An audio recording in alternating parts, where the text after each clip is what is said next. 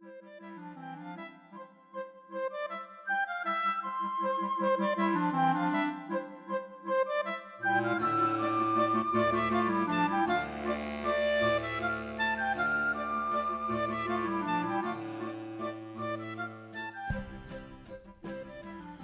so a very common way of casting off hats is the directions usually are something like draw the tail through the remaining loops and then pull tight. So we're going to talk about how to do that. Now,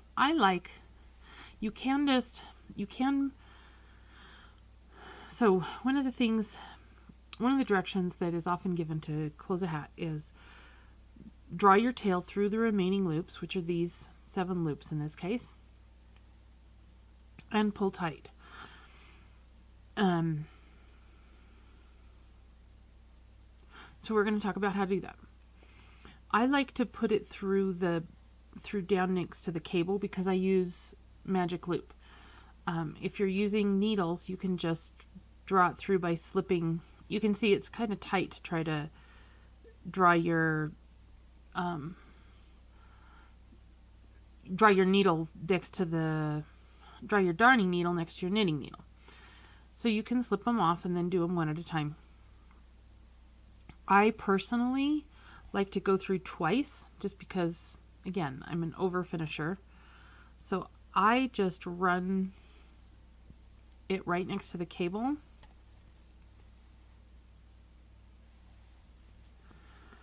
Turn around. And again, run my darning needle through my loops.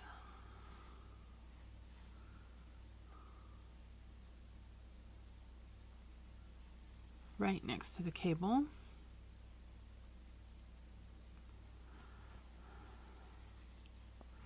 Then I pull that pretty tight, but I just kind of cinch it up a little bit, but then I go through again. And this is the time that I take it off. So often I will just run it through. I don't know if you saw what I did just there. I'll just run it through and then pull out my knitting needle. So again, this is the second time I'm going through this.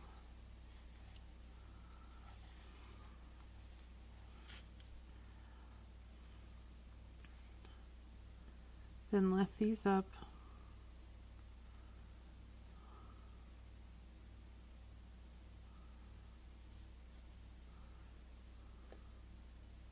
Run through these loops. And then pull out my needle. Then I cinch it tight.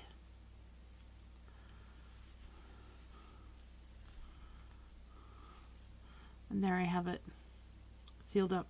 Then I can go down through. Sometimes you can go a little bit extra and then down through.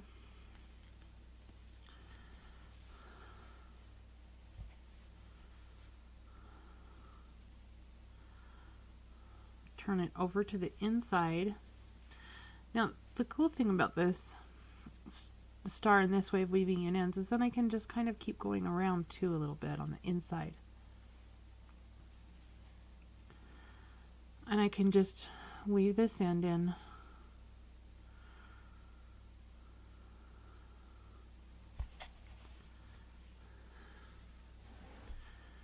I can just weave this end in as much as I would like to. Going around. And as I said before in others, and now I'm going to kind of branch out a little bit, I do like to split the ply as I'm going through and weaving in ends. Mainly because I think that helps secure it a little bit so it just doesn't slide out from around this stitch.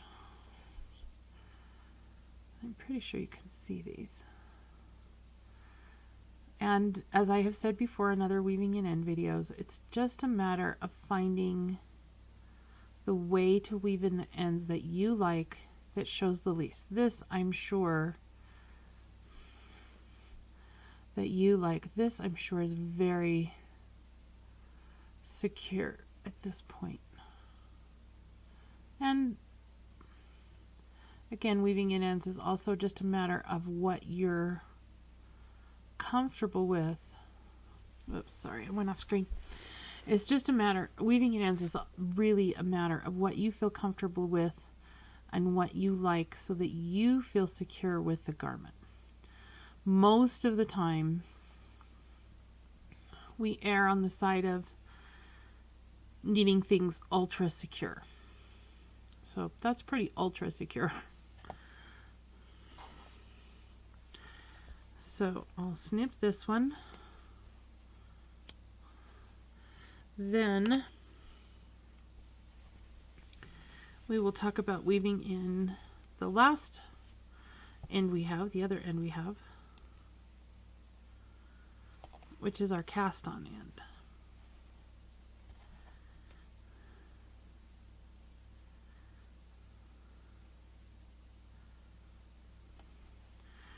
Now in this case, I have a little bit of a loop right there.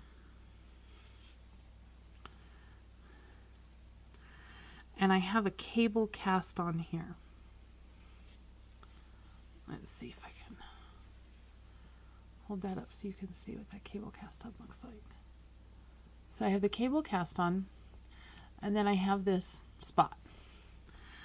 So what I'm going to do is I'm going to work this yarn.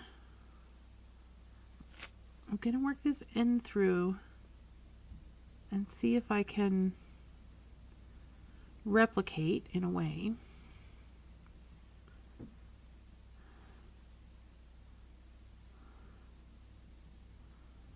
Getting it tighter, not super tight, but just more sure. So I'm replicating this cable cast on.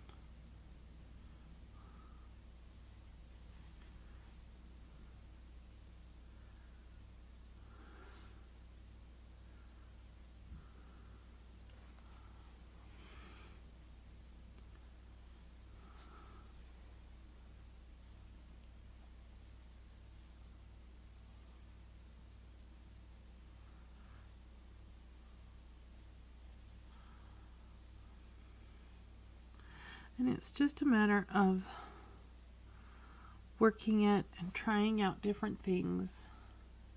I'm not completely sure I'm happy with this loop here.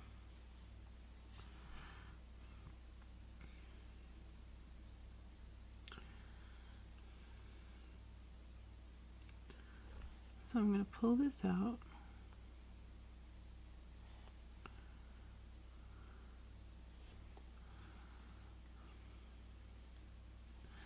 There we go.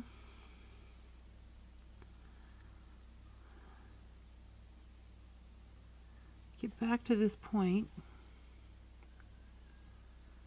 and I think I'm just going to try to do now a little bit of a whip stitch along this edge. I think that's going to work a little better.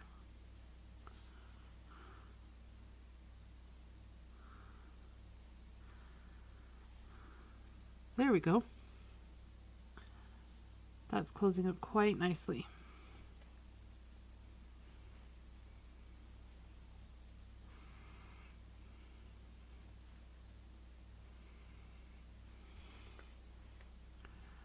So again, just weaving it in as you like it to look. That's one of the things that is kind of nice about weaving in ends, is you get to have a little bit of a chance to sort of tidy some stuff up sometimes.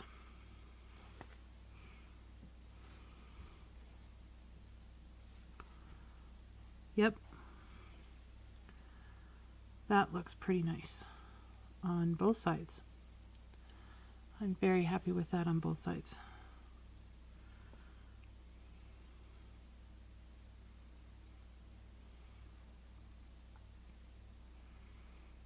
Now, that's kind of just the cosmetic fixing stuff up.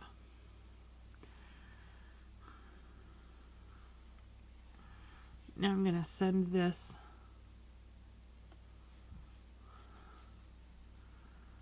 through this way.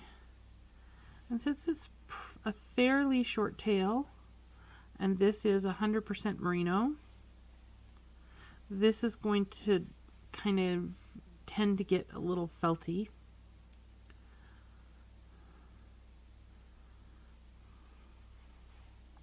Just a little bit. So I don't need to worry quite so much about an end being left. And this is kind of an interesting way, what I'm doing right here, I'll show you again, because it doesn't really show up on the other side. So if I take these knit stitches and I just go under the left, sorry,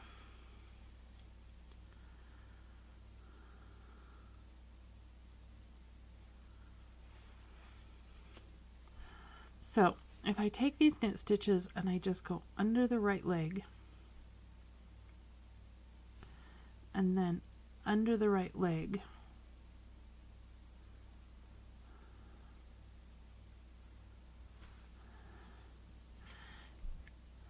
it gets a little thick there, if you can see that, but it really hides it quite nicely. That's a nice way to hide edges going up, and you can use this on socks or anything that has ribbing in it to hide your ends, and you don't see it on the front.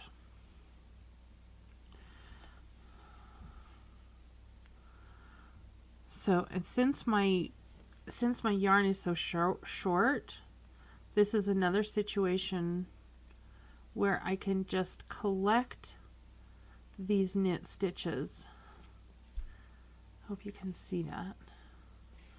So I just collect knit stitches like this, and if I do it this way, and then you can see on the other side, you can't see my needle at all coming through there. So that's going to be the yarn, so that yarn's going to be nicely hidden. So now, since I've got that woven in, I can just thread my yarn through and pull that up. And you can kind of see it there doubled, but it's really a nice, pretty invisible overall. I mean, that's not a glaring, oh my word, you've done that. That's a very pretty nice way to weave it in. So I'm pretty happy with that. You may want to think this happens to be a beanie style hat. So the rib being, so the idea that the ribs folded up doesn't matter.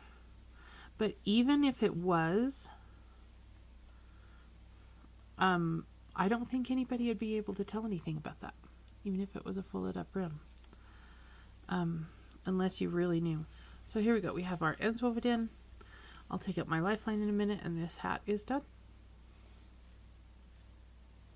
I hope you found value in this tutorial. If you have, please consider a one-time payment via PayPal or a regular subscription via Patreon. The links are down below, and they are on the screen. Again, thank you for joining me. See you next time.